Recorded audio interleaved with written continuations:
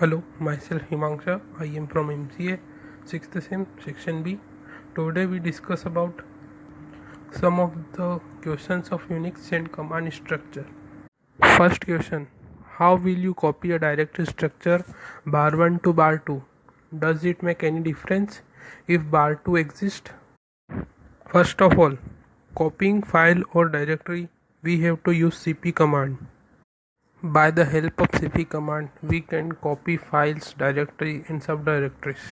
Syntax of cp is cp minus options source space destination. For copying directory bar 1 to bar 2, we have to write cp minus r bar 1 space bar 2. Here the minus r is the option which is used for recursively copying of directories, subdirectories and file in the directory. If the bar 2 is exists, then bar 1 becomes the subdirectory of bar 2. And if bar 2 does not exist, then it will first created before copying bar 1 to bar 2. Question number 2. Run the command tty and note the device name of your terminal. Now use the device name in the command cp/etc/password /dev/pts/6. What do you observe? First of all, we have to know about the tty. Tty is a command which is used to print the terminal name of your device. As you see in figure 2.1, the name of terminal device /dev/pts/0. Now if we use the command cp/etc/passwd /dev/pts/6, we already know about the cp command. It is used to copy one file to another. So on running this command, we can get the contents of the file /etc/password on the terminal. Question number 3. How will you remove a directory even when it is not empty and without using rmdir? There are simply two ways to remove a directory. First, using rmdir command, and second, using the rm command. The rmdir means remove directory. It is used to remove the empty directory, while the rm stands for remove. It is used to remove the file, directory or subdirectory with options. If the directory is empty, then it is simply deleted by the rmdir command. But if it does not empty, then we have to use rm command with options so that it can delete the directory. The syntax of rm command is rm minus options space file name. To remove the non-empty directory, we have to write rm minus rf space file name or directory name. Here the r is used for recursively removing the directories and files, and f option is for forcefully removing the files. F also ignore non-existent files and never prompt. In this way, we can remove directory without rmdir. Question number 4. How does the command mb bar1 space bar2 behave, where both bar1 and bar2 are directories? When bar2 exists, bar2 does not exist. The mv command is used for the moving of file from one place to another. It is just like cut paste. The mv command is a command line utility that moves file or directories from one place to another.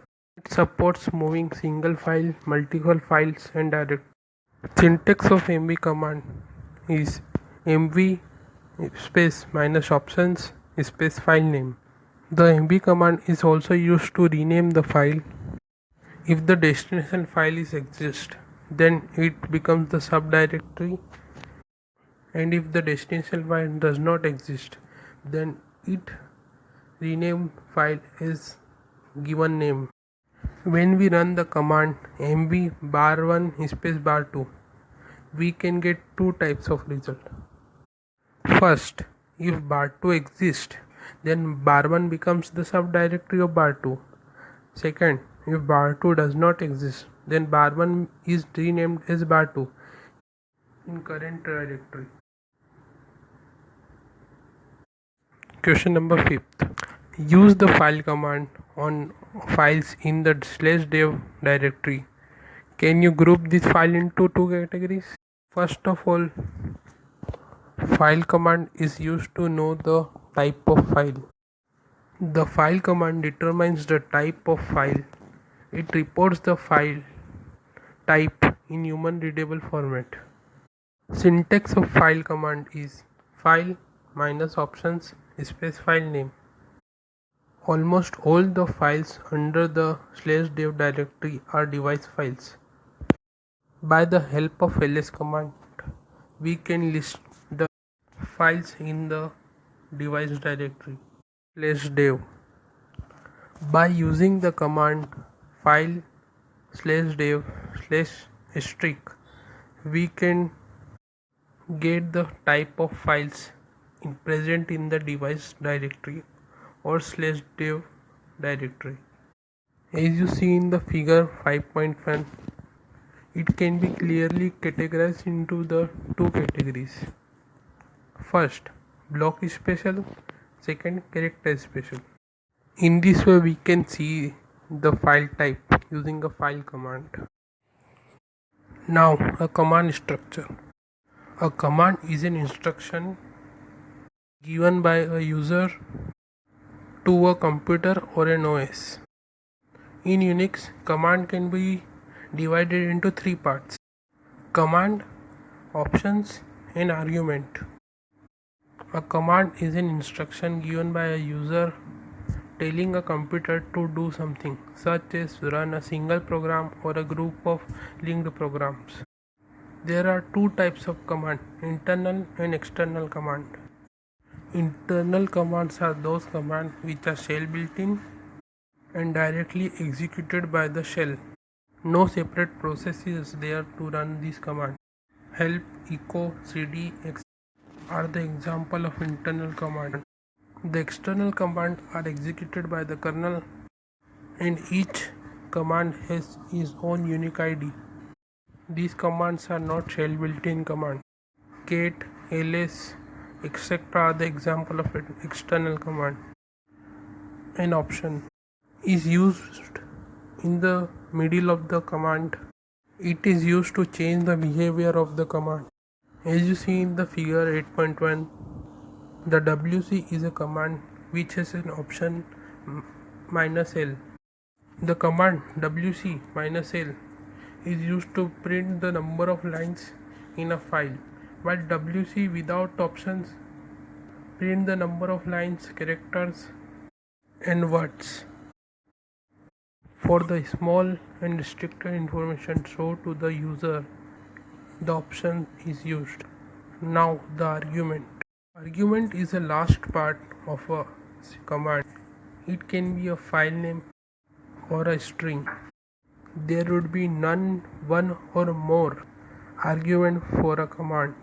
For example, ls file1 space file2 space file3.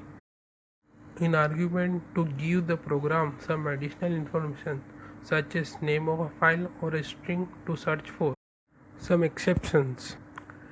There are some command that does not accept any argument. Example, pwd. Some command can be run without an argument. Example, ls. The ls command can be run without argument with -l option. The command can have more than one option and an argument. Example, rm -rf is file name. Here -r option is used for recursively removing the files and f is for forcefully removing the file. Similarly, cp space file1 file2 foo. Then foo is considered to be a directory where file1 and file2 are being copied. That's all. Thank you.